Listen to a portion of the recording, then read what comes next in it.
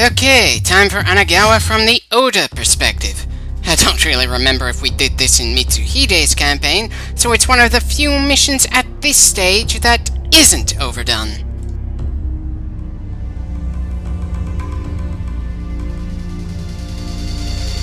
Sure, he was disillusioned due to Nobunaga's ruthlessness, but there's also the fact that Nobunaga decided to attack the Asakura clan, one that the Azai had a long-standing alliance with. He was pushed into a corner where no matter what he did, he was gonna be betraying someone. Bit of a shame he didn't get his own individual campaign in this game, though he will become a playable character soon enough in the series. And thankfully, his romance with Oichi in later games gets a lot less creepy when they finally give her a character model that doesn't look about 15 years too young to be dating the guy, much less be married to him.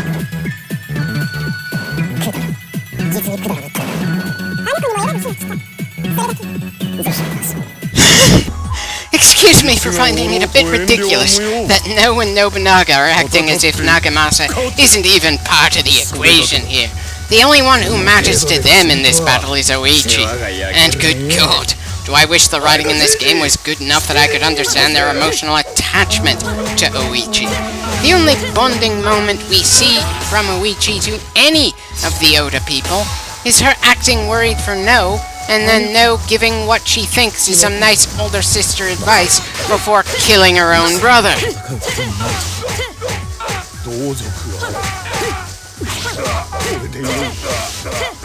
Well, considering how you become Shogun, Ieyasu, yes, dog eat dog is the way things go these days. But look on the bright side, you are the last dog to eat the other dogs. That's gotta mean something for you.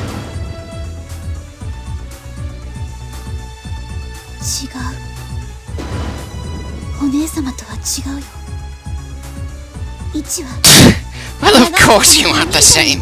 One has a sexy adult body and the other has a cute little kid body when you both should be in the same damn generation.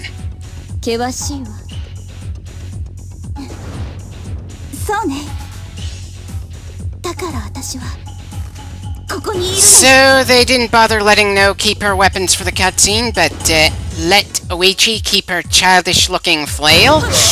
Really doesn't help make the standoff look all that cool, really.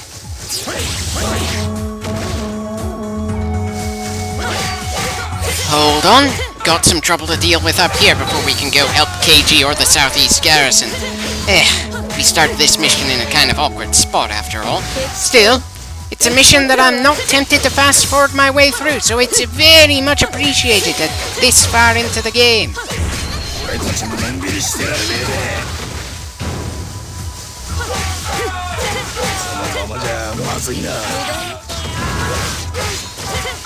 Hold on just a little longer, KG.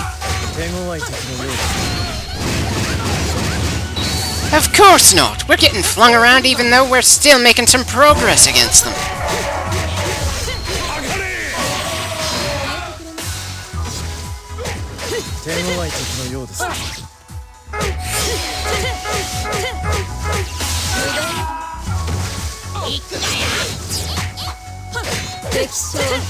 Well, Oichi's done, so that's the biggest threat gone.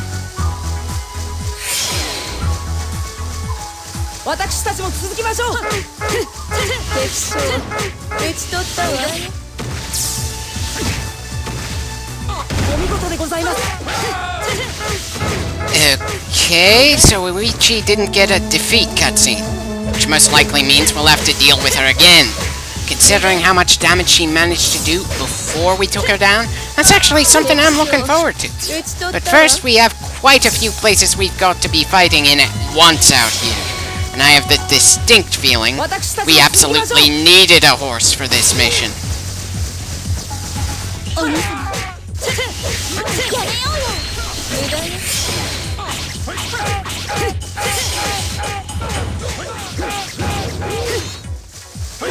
Look, I'm trying to help Mitsuhide despite my distaste for him. We don't need the reminders. But these guys aren't exactly the pushovers I was expecting them to be, despite the fact that Oichi is the only really distinctive fighter among them.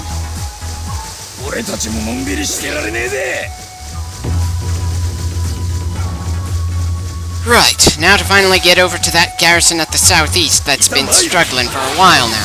You know, it's funny just how much I appreciate how this battle goes, compared to all the rehashes we've done for quite a while now in the game so far.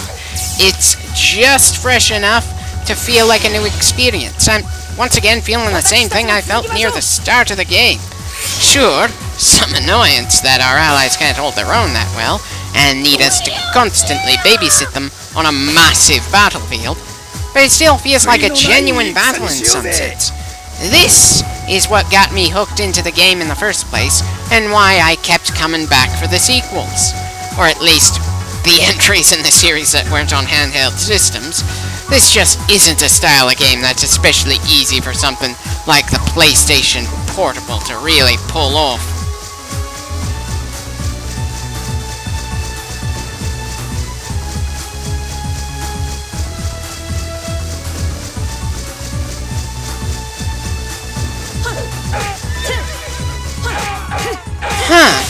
I think my sister has some Kyotsuna brand kitchen knives. I'm not too sure why she gets kitchen knives imported from Japan, or even why I remember the brand, but it's just something that stuck out to me as I saw that guy's name.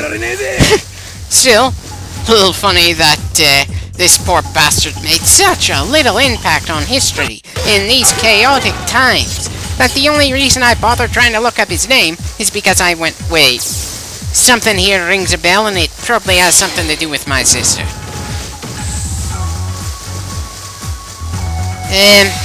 Okay. Not too sure why the garrison down here still wants us to babysit them since we took out the officer leading these bastards. I seriously think that Katsuye should be more skilled than a bunch of nameless grunts down here, while we charge northward to deal with other matters. Sure, he hasn't been given a distinctive character sprite just yet, but he still is a pretty major figure in the Oda clan.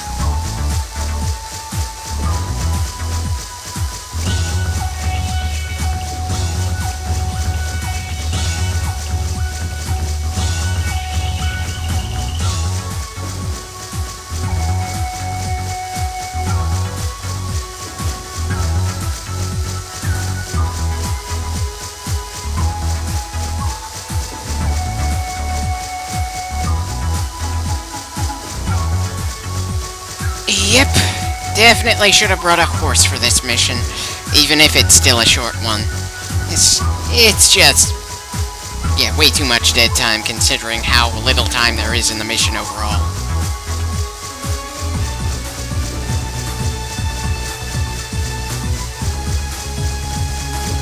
Huh. Well, I'll be damned. The Tokugawa were actually dominating the Asakura without our help. I know that Tokugawa historically won this battle, despite being the smallest force on the field, and Nobunaga being so infuriated with his brother-in-law that he made multiple, easily avoidable mistakes. But I'm not used to allies in this game being actually able to fight for themselves. Hell, not just this game, but this entire genre of games seems to have that problem. To see that subverted in a game this old is a very pleasant surprise for me. Anyway, time for us to beat Oichi again, and for me to chuckle at just how little attention Nagamasa seems to be getting in this game. I can't tell if Nagamasa's treatment is better or worse than Katsuye's. Katsuye is just a generic officer that we can easily forget about, while Nagamasa is a distinctive-looking person who is essentially just a new jacket for Oichi. You just see him draped around Oichi's shoulders at one point, and even in her own campaign there's not much interaction between Nagamasa and her. Just, why is he even here?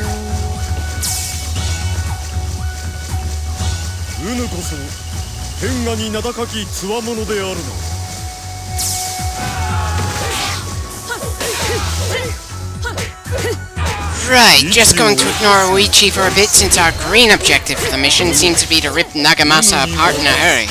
Not that we have a visible timer for when this objective fails, but it probably says something that I genuinely don't care if Oichi, the character we played as earlier in the game, lives or dies. Seriously, When's the last time any of our actions have had any real weight behind them in this game?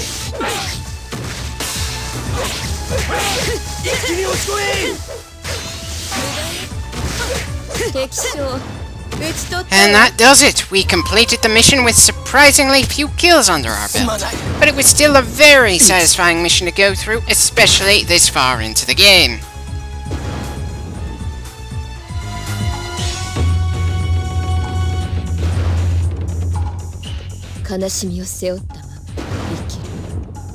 Sorry, no, but I have the feeling Uichi's going to hate you for life for this. くだらぬ実にくだらぬだがそれを壊すも面白い The woman warrior you're referring to is your goddamn wife, my lord. I have no idea what you're trying to go for here, but it can only either go a kinky direction or something downright infuriating. There are no other options, considering you were shit-talking your wife after she kicked several amounts of ass for